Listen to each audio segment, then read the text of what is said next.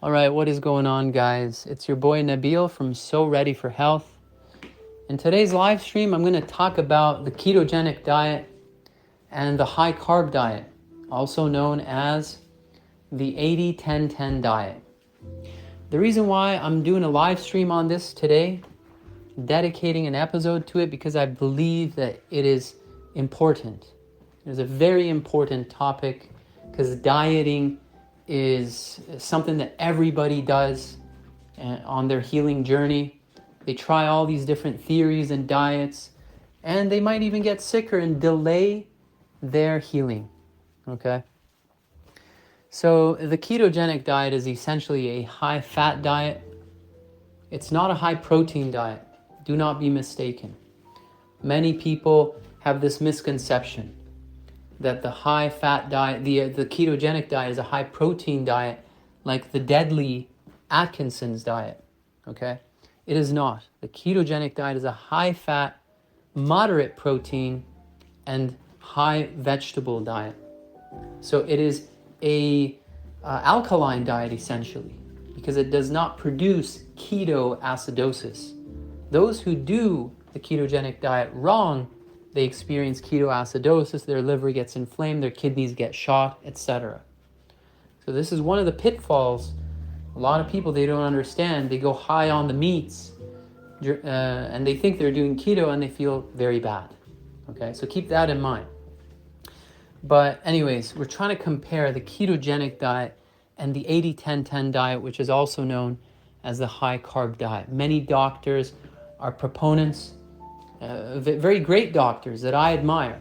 They're proponents of these diets, and they help their patients, countless patients, cure themselves of diabetes, of cancer, etc. by following these diets.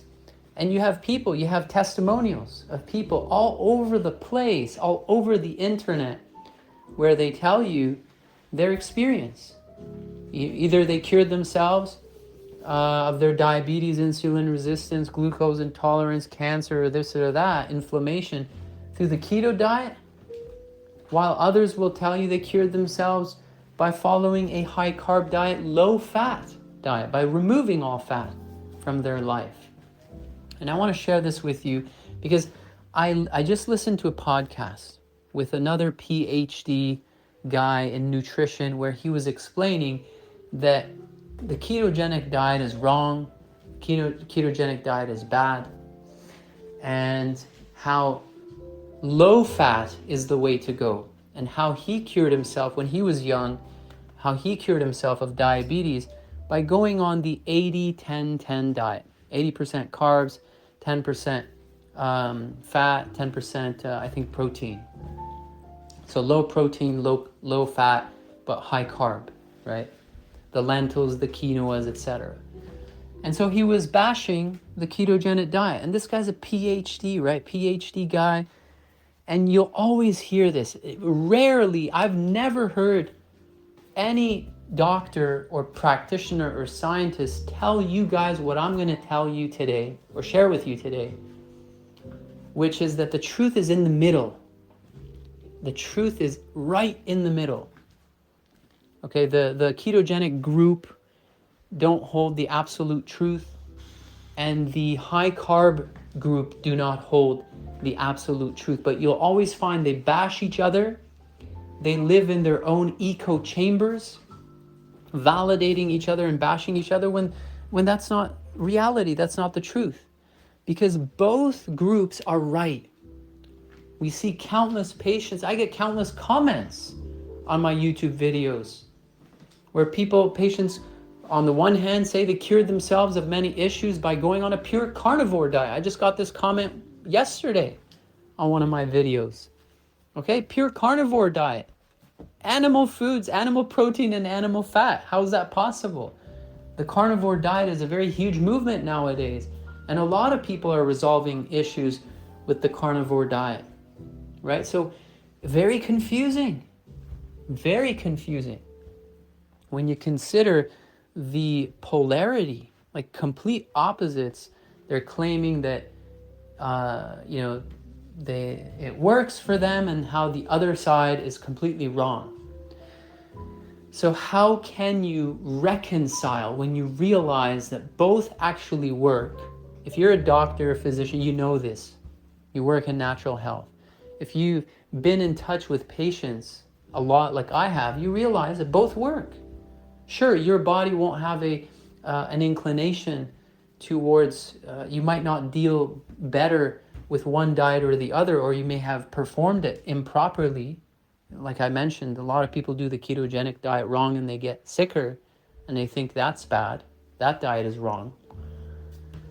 But both of these diets work. So the question to be asked is, how can you reconcile the fact that both these therapies work? Both the ketogenic diet works and, both these opposites work. High fat and low fat. Both of them work. How is this possible? So if you reflect on that a little bit, and in my case, if you happen to be a religious, if you have a religious background and you have access to the Word of God, you also find these recommendations, dietary recommendations in the Word of God and the teachings of your faith, and then you're able to make sense of it. And that's what happened with me many years ago, 10, 15 years ago. I came across this debate, and I was very confused too. And I was trying these different diets for many years off and on as well. And eventually I came to the truth, which is that, for me at least, your truth may be something else. But for me, I would never follow either of these diets. I would follow the middle path, guys. The middle path. And I'm going to explain to you why. I'm going to get into more detail in just a minute. But let me just explain why both of these diets work and why both of them heal and cure a lot of people and why both are therapeutic. These opposite diets. One of them is high fat, low carb. The other one is high carb, low fat. And the reason for this is because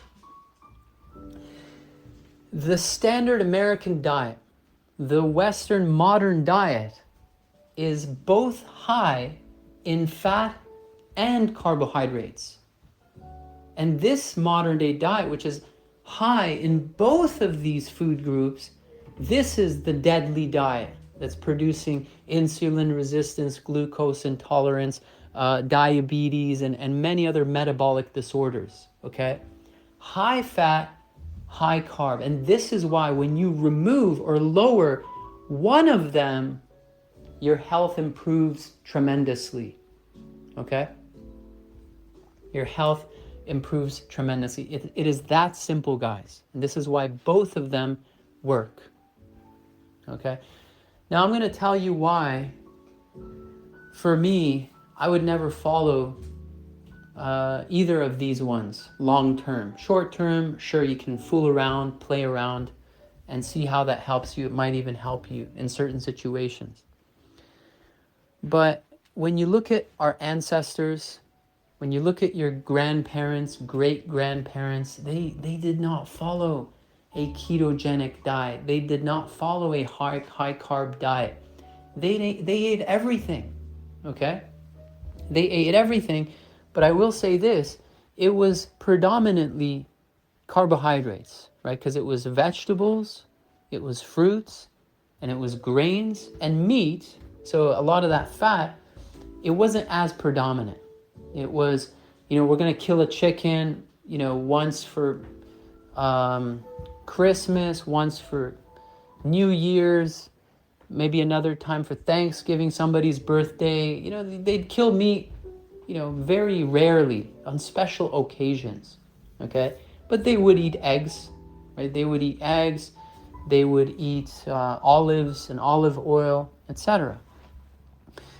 So they used to eat fat, right? They used to eat fat, but it wasn't as much as we do now. See, the issue, again, is high fat, high carbs. When you look at the modern day Western diet, guys, you will see that every food, not only these processed foods, okay, have been designed with high fat, high carb, because that's what sells.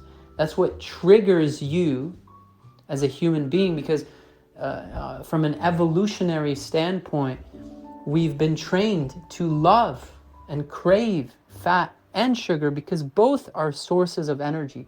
Your body can run just off of fat, okay? But it can also run on glucose. There are many populations in the world that just run off of fat. You know, in the cold climates, they eat whale blubber all the time, right? They have no carbs, no access to carbs, and they're healthy. They have no diabetes, they have no cancer, they live long lives, right? So when you look at the modern day processed foods, and these food companies, they know how to get you hooked and addicted and trigger your brain, your addictions, your tongue, your desires.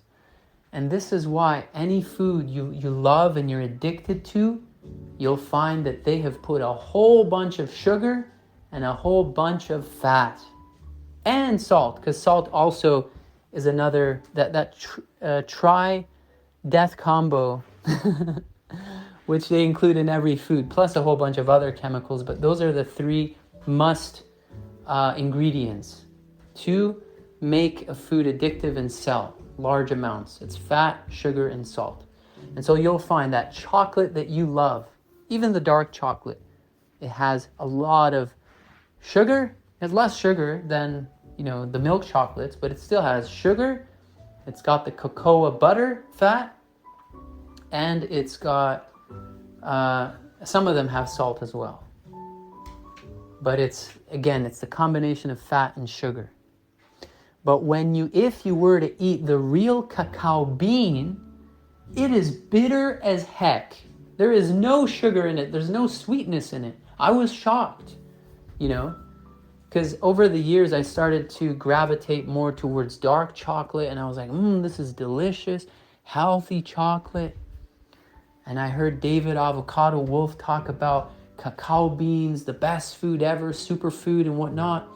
And I bought my first batch of cacao beans, and I was thinking to myself, I shouldn't be that much different than dark chocolate.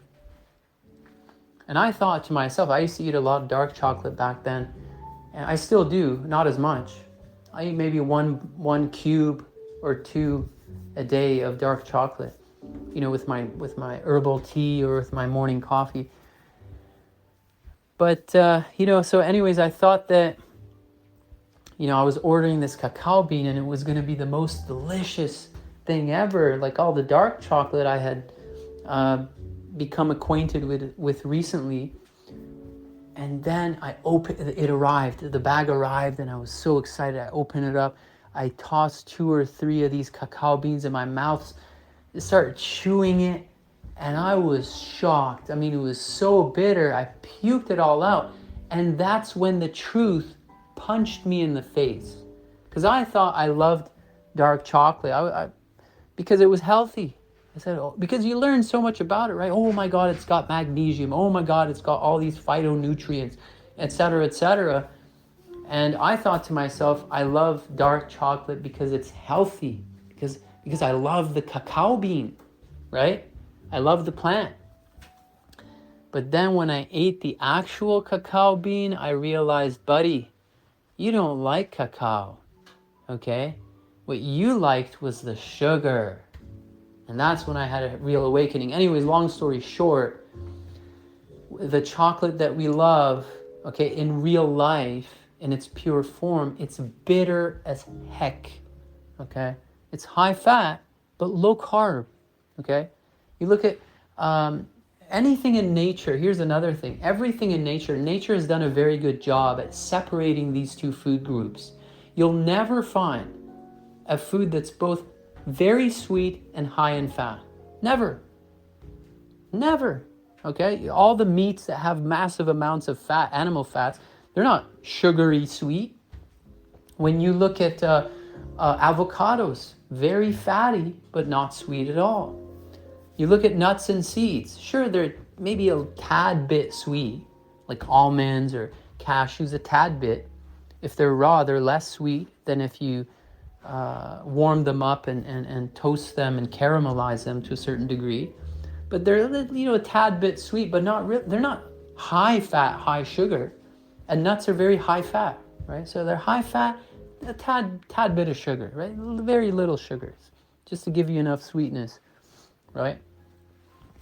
When you look at fruits, all the fruits that are sweet, low fat, okay? All the grains that are high carb, potatoes and quinoa and rice and lentils, they're not high fat, but they are high carb, etc. So nature is telling us something, that the foods should not be, that we consume, should not be high fat, high carb.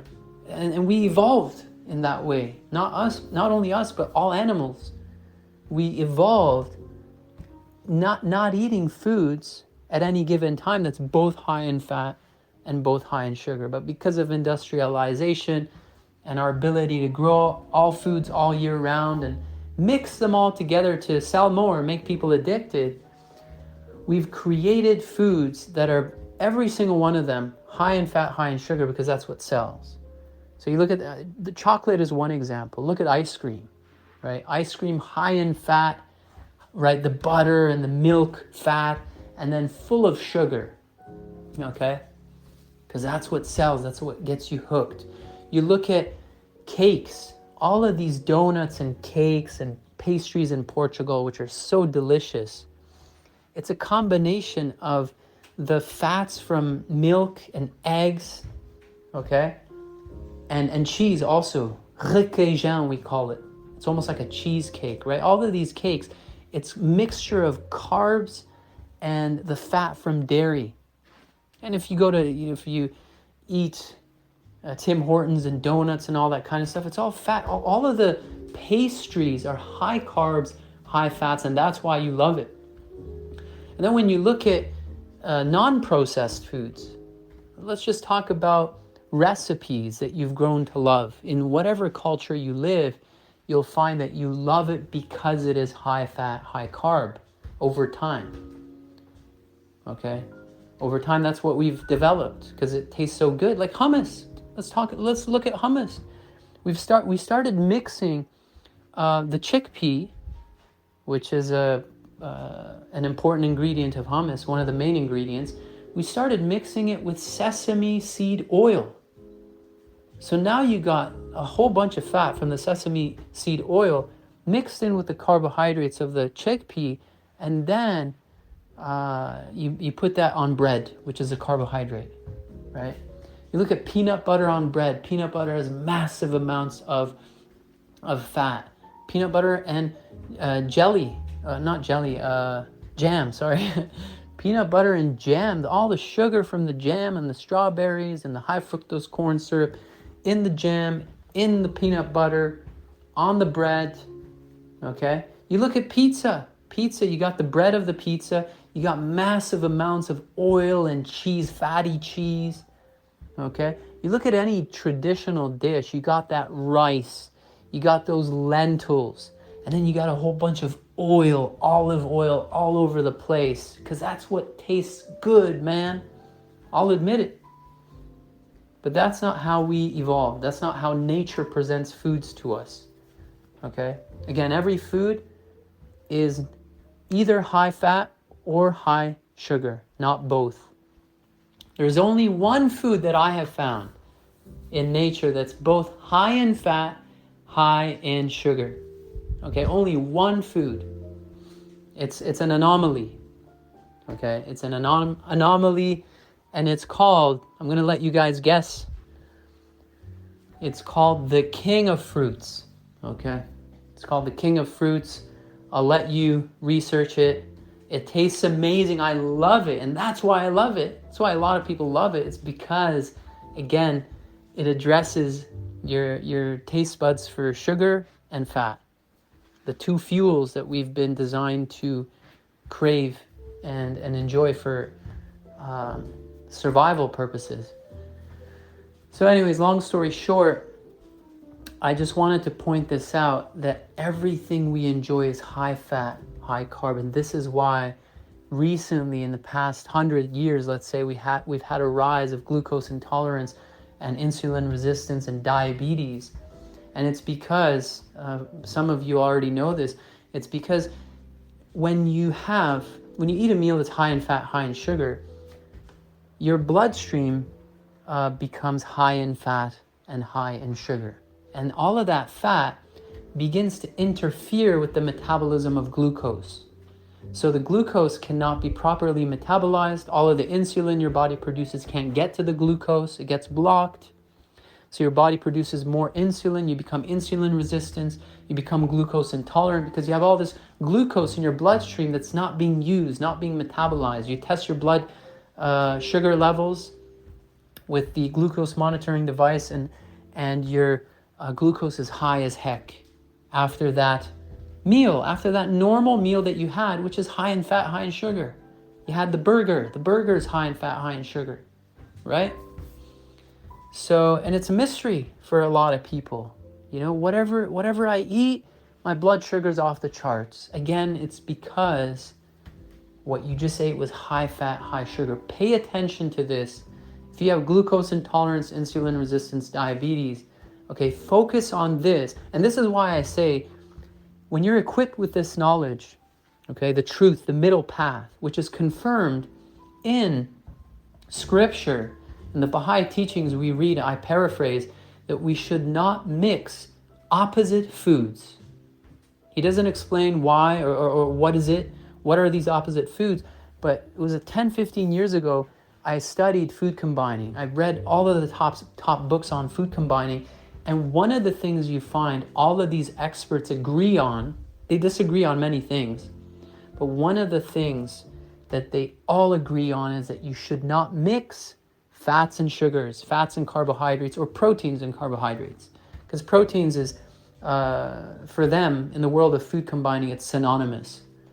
It's used interchangeably because protein is high in fat. You know, most protein. Animal proteins high in fat, nuts and seeds, which is a protein, is high in fat, etc. Generally, you'll see fats are high in protein, proteins are high in fats.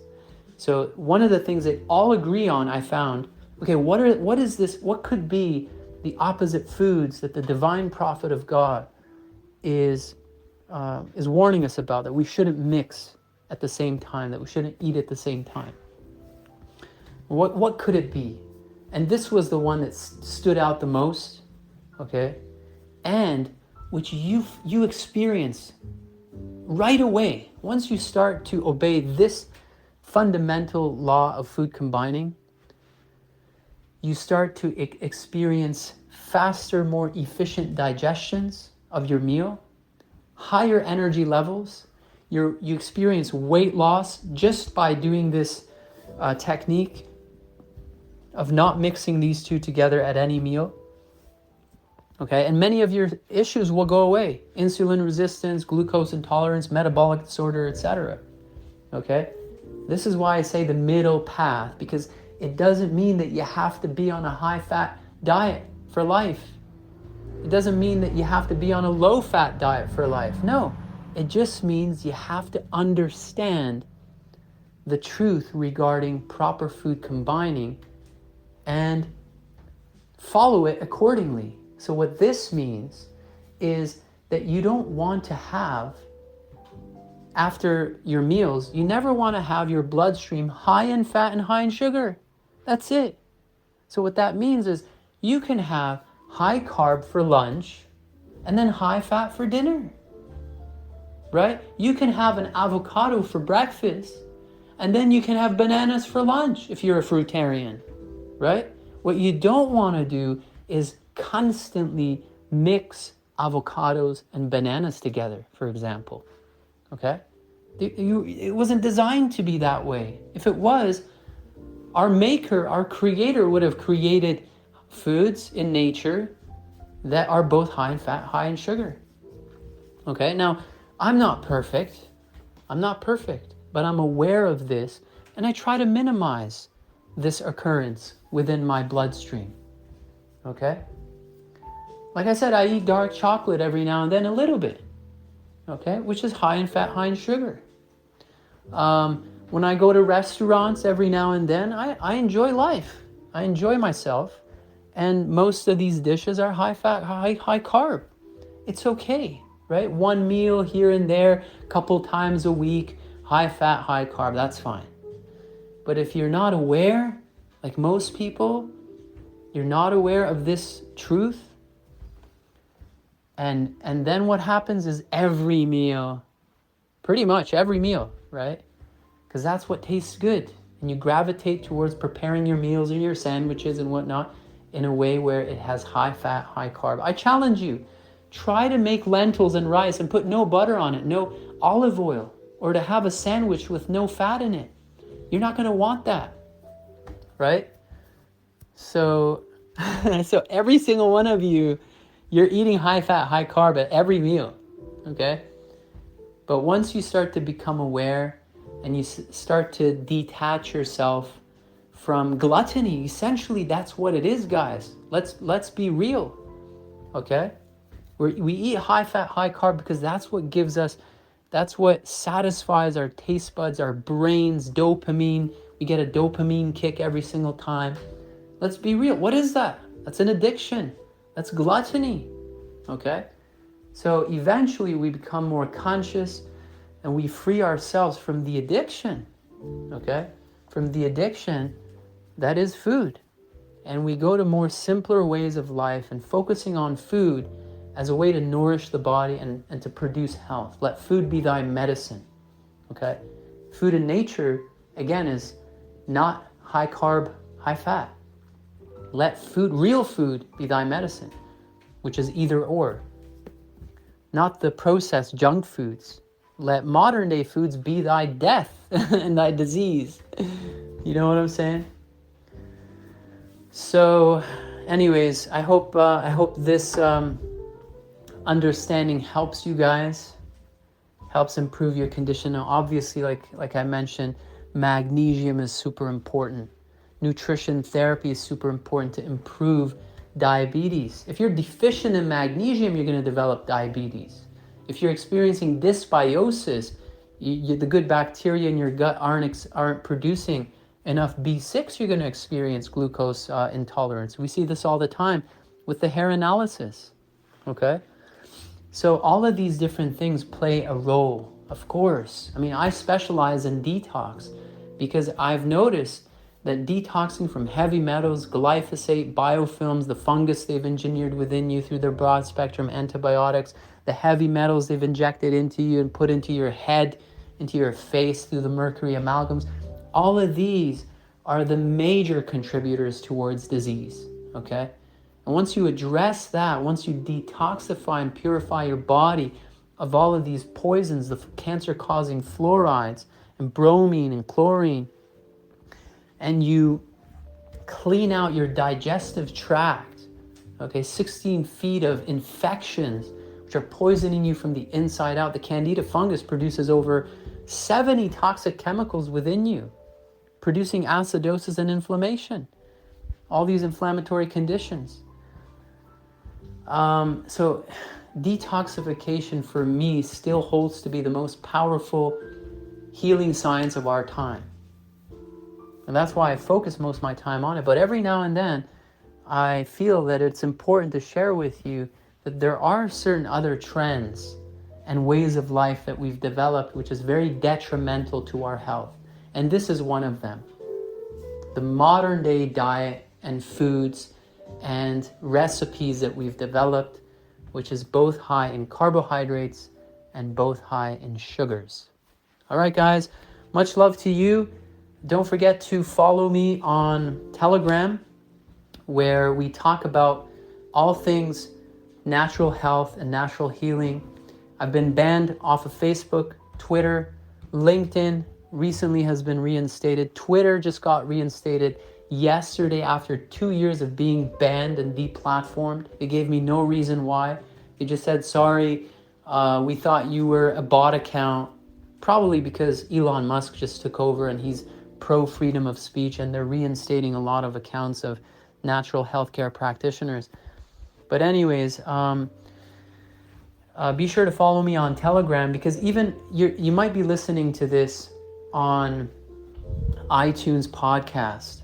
But just so you know, we've been banned from Spotify, which over 50% of my listeners, I know this because I see it in the analytics. When they banned me off of Spotify, I lost more than 50% of my listeners, okay?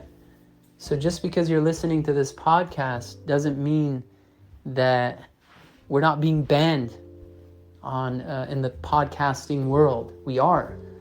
So Telegram still happens to be the best location. We have frequent live streams. We interact with each other. We share resources.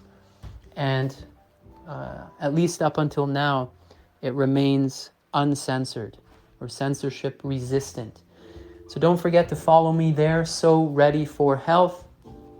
And if you need my services, if you need me to help you or a loved one with your health, just know that I provide worldwide consultations 3 days a week, and I provide integrative tests for most countries in the world, but mainly North America, where we run tests that truly reveal underlying causes. What infections do you have in your body? Do you have a mold infection? Do you have a fungal infection? We test that through your urine. Do you have heavy metals in your body? Do you have deficiencies, mineral deficiencies in your body? Do you have glyphosate in your body, etc., etc.? The real tests that the modern day medical establishment will never run on you. They run all of their fake tests, which are designed to justify putting you on a drug. They're not true markers of health. They never reveal underlying root causes. And this is why most of my patients, I hear the same thing all the time, which is I feel like shit, but the doctor says I'm fine. They run the test, I'm doing okay. Unless you got cancer, right? Unless then they test for cancer, we gotta give you chemo and depopulate you essentially, right? So, that's how the entire system operates, right? They have not been designed to get at the root cause of disease and cure you because it's a conflict of interest. A patient cured is a patient lost. They have a fiduciary obligation towards their shareholders to increase profits year after year. And the only way they can ensure that is by ensuring that you get sicker and sicker every year, not healthier. So just know when you go in, the doctor says, oh, we don't know why you have this inflammation, this pain, whatever, but here's a drug. Just know that that drug is designed to mask your symptom, shut off your body's intelligent response to infections and acidosis and toxicity and poisoning, give you an illusion of a cure, an illusion of improvement, while further poisoning you to get you to come back for more, okay? To accelerate and hasten disease and your death, and to bankrupt you in the process, because when you end up with cancer, which is late stage acidosis, as they continually ignore and mask your body's response to acidosis and toxicity, inflammation. There can be no inflammation without acidosis and toxicity. There can't, okay? There can be no pain without inflammation, no inflammation without acidosis. They give you painkillers, then they give you immune suppressant corticosteroids. It's criminal. They're giving you an illusion of improvement while allowing the underlying toxicity and infections and poisons and acidosis to grow worse and worse, and then you end up with cancer, because that's what cancer is. They say we don't know what it is. We don't know why. The search continues. The clown show continues, but that's exactly what it is. They produce cancer because why? Every cancer patient is worth on average $300,000 to the establishment. Okay? The modern day medical establishment has been weaponized, guys. How many times I have to say this? Has been weaponized against the 99%, hijacked by the corrupt ruling class, weaponized against the 99%, to not only thwart your potentialities while you live, shorten your lifespan, depopulate you, and bankrupt you in the process, because chemo is not cheap. The poison with which they depopulate you in the end happens to be the most expensive, to extract whatever you have left so that you don't pass it on to your kids, your grandkids, so that we reach their end game, their end goal, UN Agenda 2030, you'll own nothing and be happy by the year 2030, which is the slogan of the World Economic Forum. Or was. They took it down because of the huge backlash. But it's still all over the alternative media. Anyways, guys, you know this. I'm preaching to the choir. Much love to you guys, and I'll see you in the next episode.